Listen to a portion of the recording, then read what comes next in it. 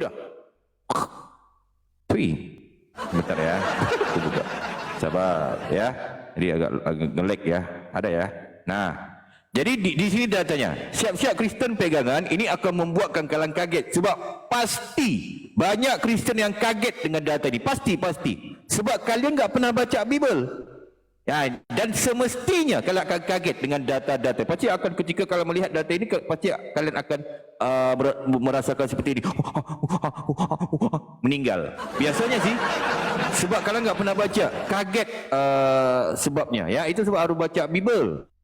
Jangan ketika Muslim menelan data kepada kalian, kalian terkaget-kaget dan tercengang-cengang. Itu harus dibaca. Okey, perhatikan data di Bible kalian. Di mana di Yohanes ini? Yohanes 11, Yohanes 1 titik bertindih 14.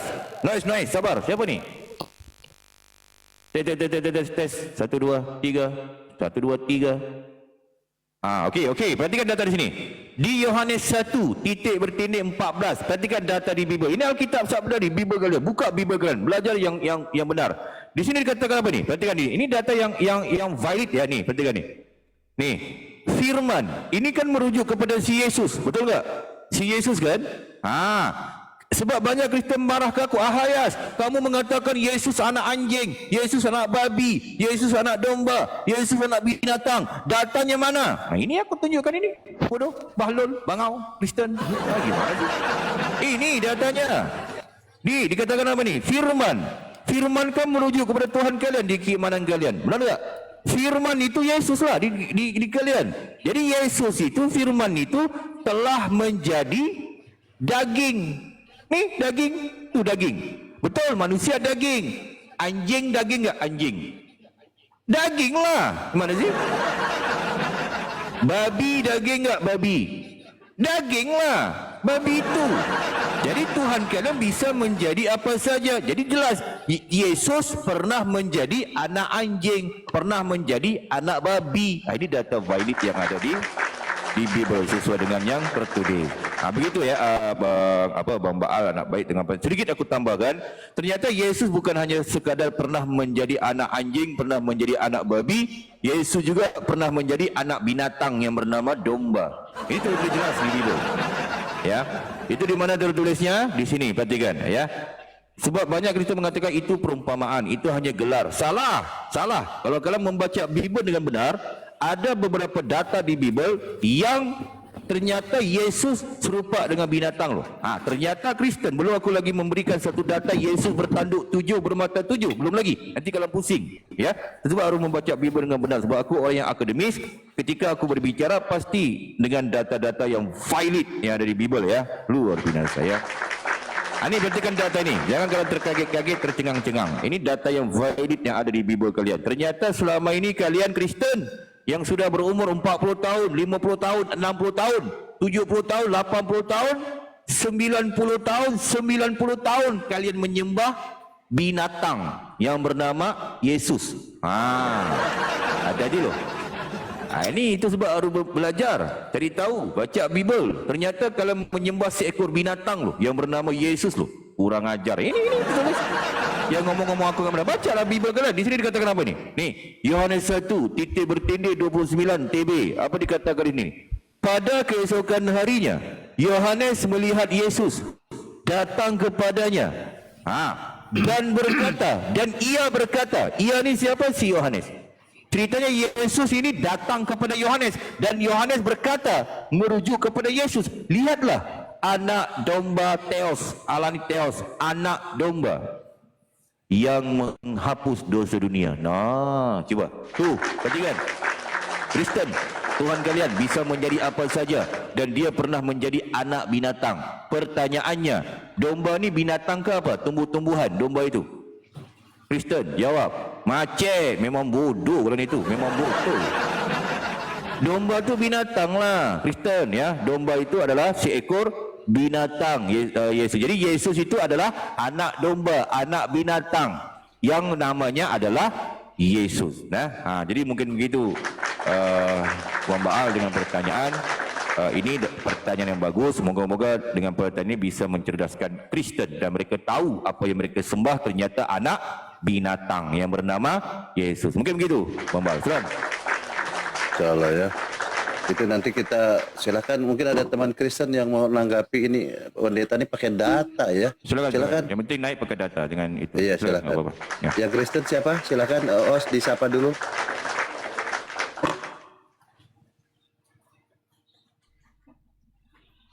Yang Kristennya nggak ada, Os. Yang Kristen mungkin, itu silakan.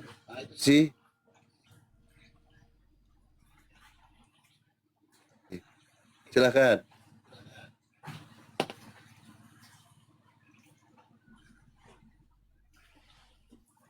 Ini silakan yang Kristen ditanggapi. Ini pendeta ini kan pakai data nih. Silakan.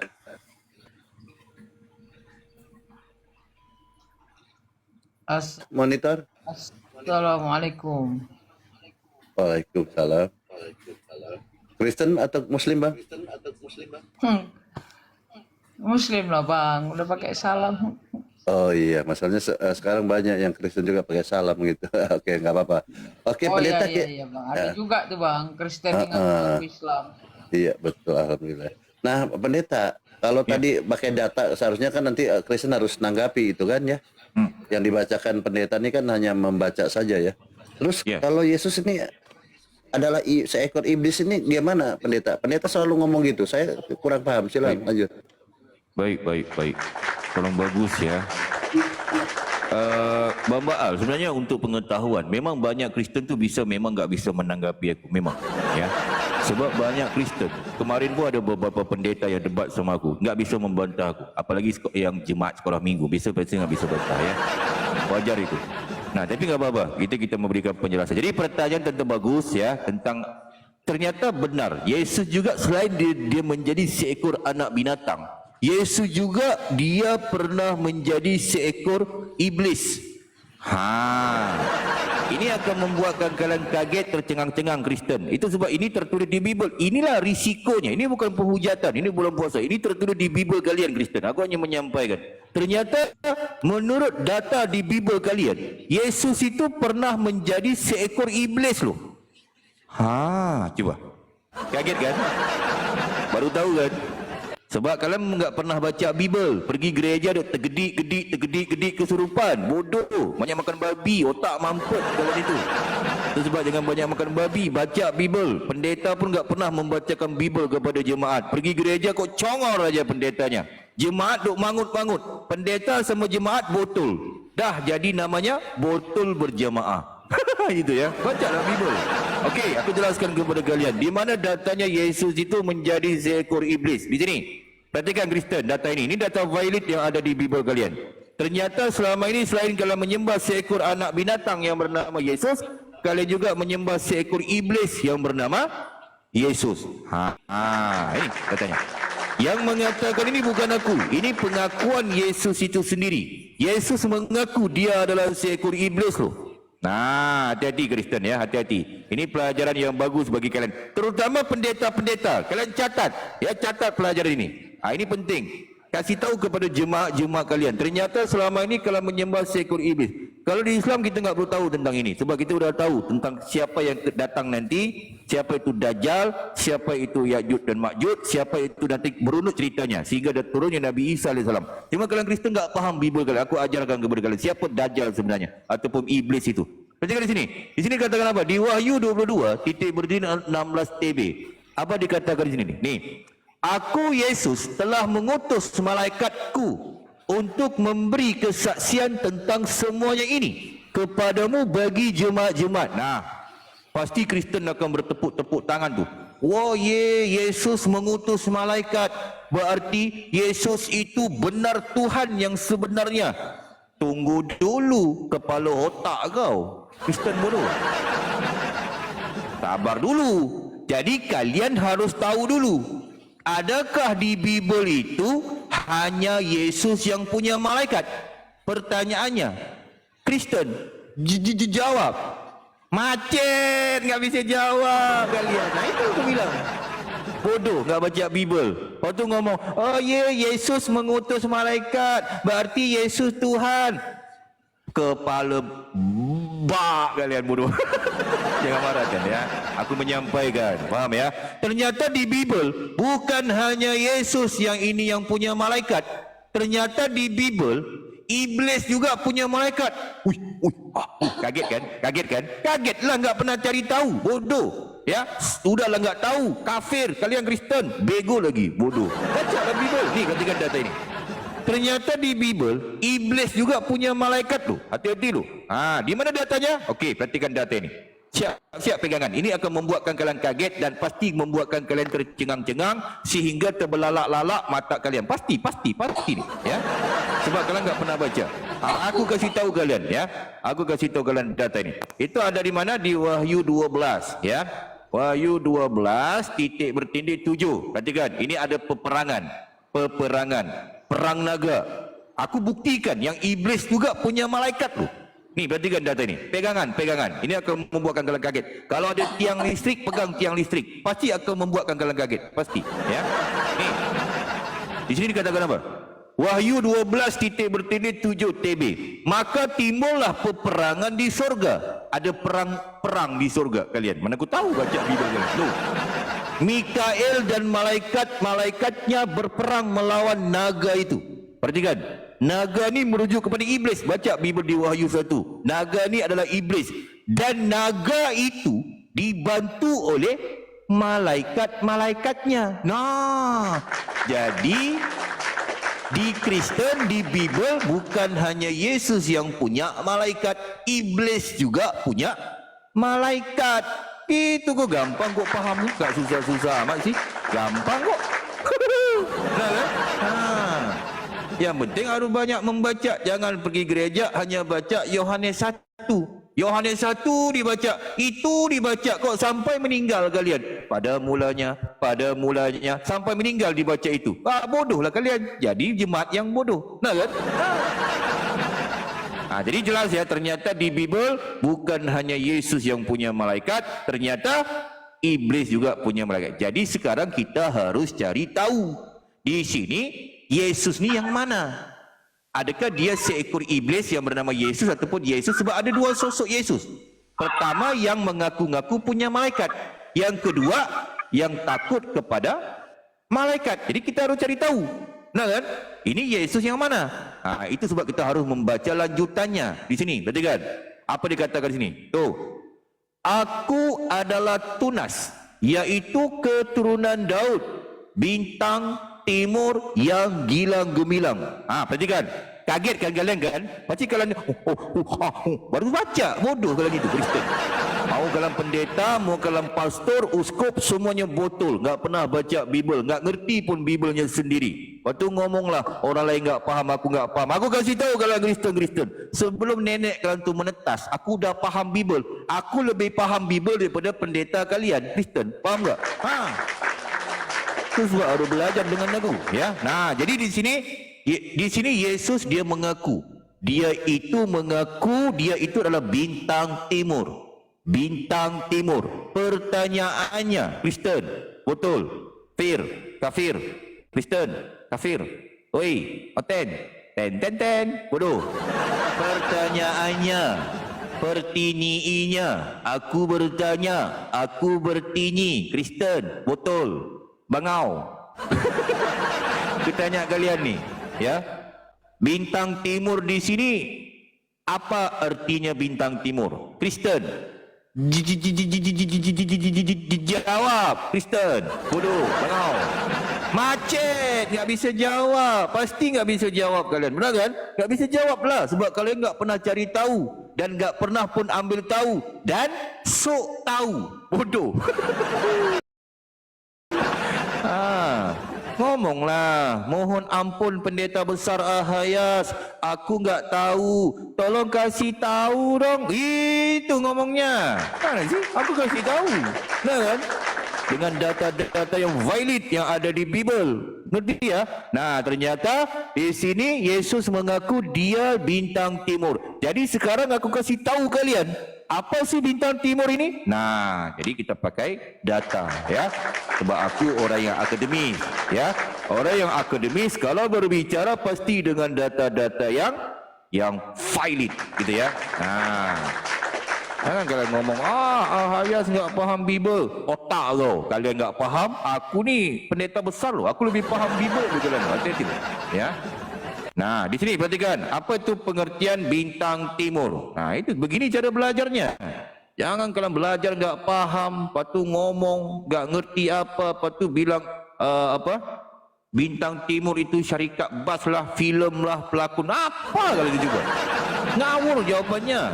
Harus berbandingkan data-data. Ini bukan cerita tentang syarikat bus bintang timur, bukan. Ya, ni data di Bible. Apa tu bintang timur? Perhatikan di situ. Ya, bintang timur. Ni Alkitab Sabda. Perhatikan tu. Ni data valid di Bible kalian. Buka belajar Kristen. Woi, kafir. Udah kafir bego lagi, bodoh Kristen ini. Ya. Gimana sih, aku pun aneh kalau Kristen. Bagaimana kalian menjadi orang, jadi manusia? Nah kan? Kenapa kalian jadi manusia, enggak jadi monyet? Sebab kalian bodoh. Jadi monyet adalah. Ya. Okey, perhatikan di sini. Nih, apa tu pengertian bintang timur? Sebab barusan Yesus mengaku dia adalah bintang timur. Nih, bintang timur, lambang bintang timur. Lambang, apa pengertian bintang timur tu? Salah satu gelar kepada Yesus Kristus. Nah, betul. Barusan Yesus mengaku dia itu bintang timur barusan. Benar enggak? Betul enggak tadi di Wahyu? Betul enggak? Kristen, Kristen bodoh. Betul enggak? Gimana sih? Benar enggak? Barusan kan Yesus mengaku dia bintang timur. Benar kan? Nah, betul. Jadi betul nomor satunya Yesus, gelar untuk Yesus Kristus, untuk bintang timur itu. Jangan dilupakan nomor dua. Di nomor duanya ini, di sini dikatakan apa? Tuh, nomor duanya. Metafora iblis. Nah. Jadi Yesus itu ternyata bintang timur itu adalah ada dua. Pertama untuk si Yesus, kedua untuk iblis. Gitu loh. Paham ya? Ternyata bintang timur itu ada dua. Pertama untuk Yesus, kedua untuk iblis. Iblis Yesus, Yesus iblis, iblis Yesus, Yesus iblis, iblis jangan bolak-balik nanti menghujat. Tak bisa ya. Jadi jelas datanya valid. Ternyata selama ini kalian Kristen menyembah bintang timur. Ternyata bintang timur itu adalah seekor iblis. Mungkin begitu ya. Secara gampang yang menjelaskan tentang Yesus adalah seekor iblis. Mungkin begitu Bang Baal. Silakan Bang Baal, silakan.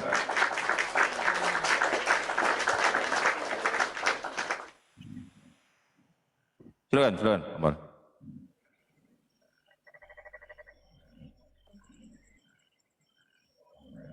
Silakan Baal, mana Baal? Lah, mana dia? Kabur. Silakan host. Ya, silakan. Ya, Pak Pendeta, itu Yesus iblis, Pak Pendeta ya. Tapi Yesus itu kan dikatakan Yesus itu ada juga Yesus itu, Pak Pendeta, seorang duinatur, Pak Pendeta ya. Kadang perempuan, kadang laki-laki, Pak Pendeta.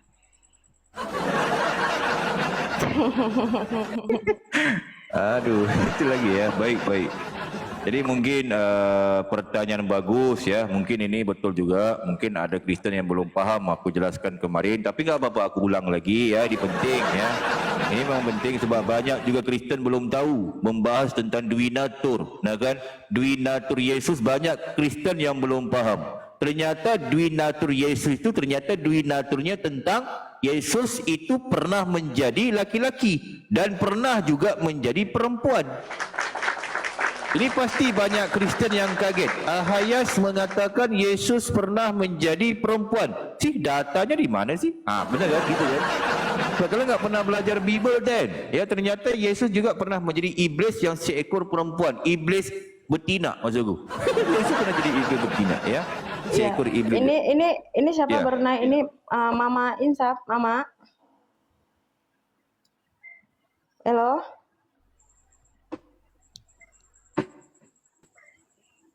Oh, Okey.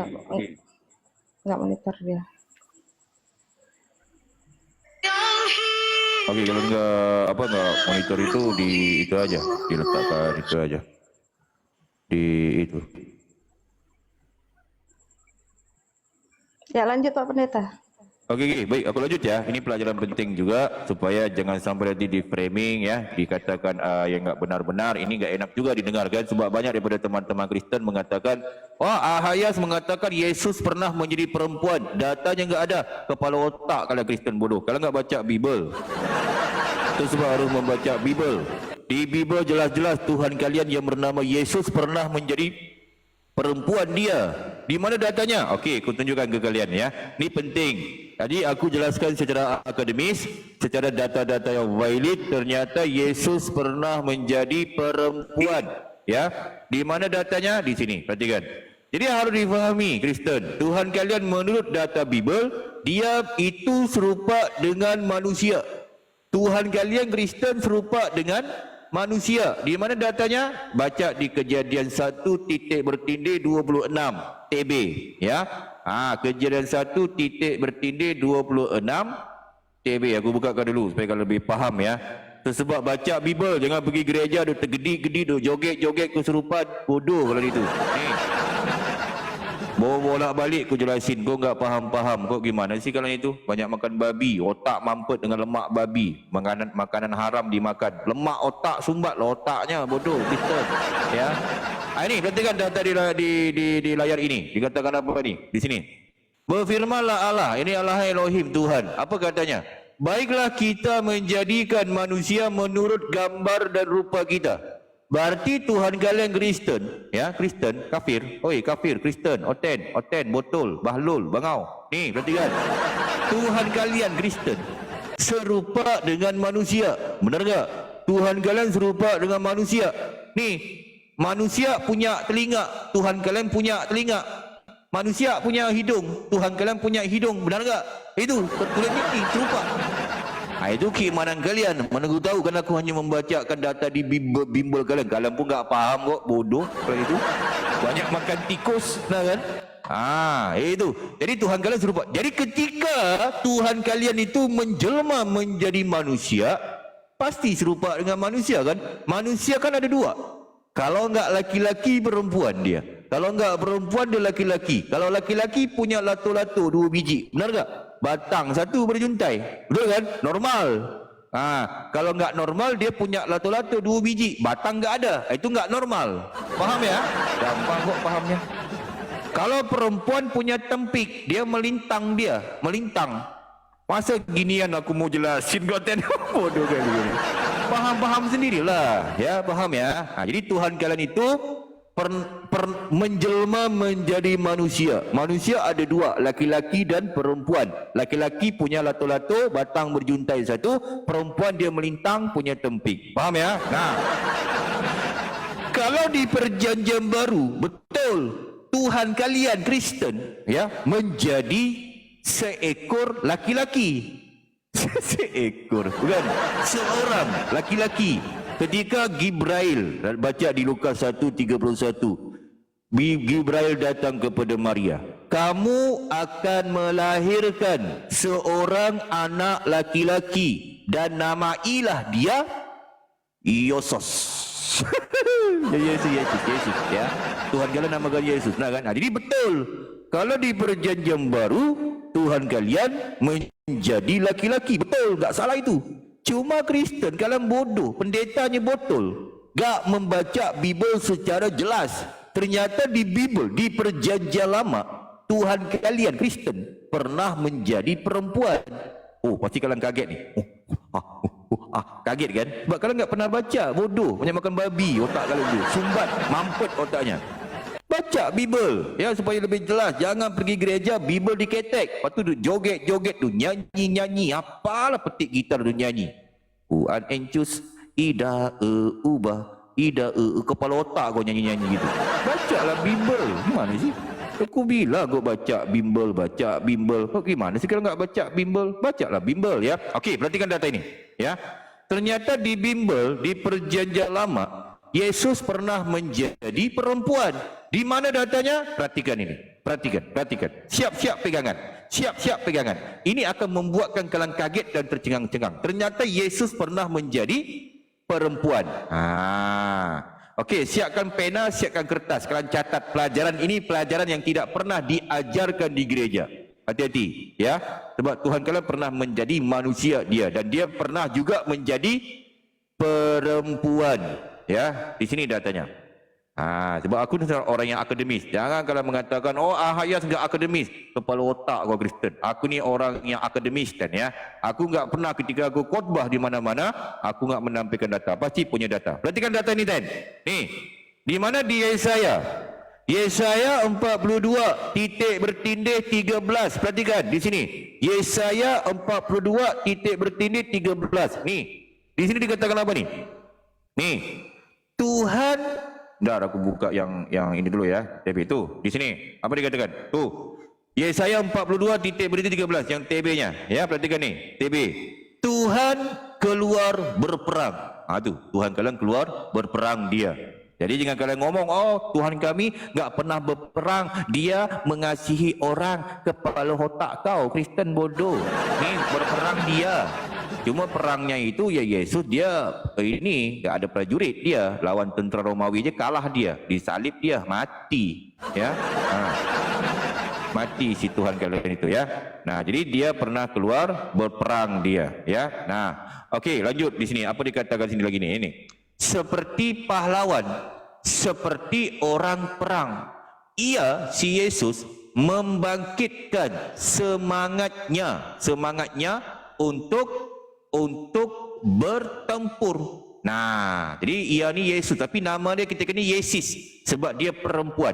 Sebab Tuhan kalian Kristen pernah menjadi perempuan. Yesus namanya. Kalau perjanjian baru laki-laki, namanya Yesus, us namanya. Faham ya? Nah, okey, lanjut ya. Untuk bertempur. Ia, ini penting. Ini membuktikan Tuhan kalian pernah menjadi perempuan. Ia ni merujuk pada Yesus. Ini huruf besar ni. Ia ni Yesus. Faham ya? Ia bertempik. Tuh, perhatikan tuh. Yesus, ia merujuk pada Tuhan kalian bertempik. Nah, ini data loh yang ada di Bibel kalian. Mungkin kalian akan kaget. Pasti kalian kaget. Wah, di sini dikatakan Yesus bertempik. Ia ni Yesus ni bertempik. Pertanyaannya, Kristen bodoh. Baru tahu kan? Kaget kan? Tercengang-cengang kan kalian kan? Itulah enggak baca Bibel. Botol, bodoh dan tolol kalian itu Kristen. Bacalah, aku bilang ya. Ternyata di sini jelas menunjukkan Yesus bertempik. Pertanyaannya, Kristen, pertanyaannya, aku bertanya, aku bertini, aku bertanya, bertini. Apa pengertian tempik? Coba, Kristen, jawab. Kristen, macen, enggak bisa jawab, bodoh, botol. Itulah, aku bilang baca Bibel enggak ngerti Bibelnya. Tempik itu apa? Erti tempik apa? Enggak tahu. Bicara ngomong. Mohon ampun pendeta besar Ahayas, aku enggak tahu tempik itu apa. Tolong kasih tahu dong. Ngomong gitulah. Gimana sih?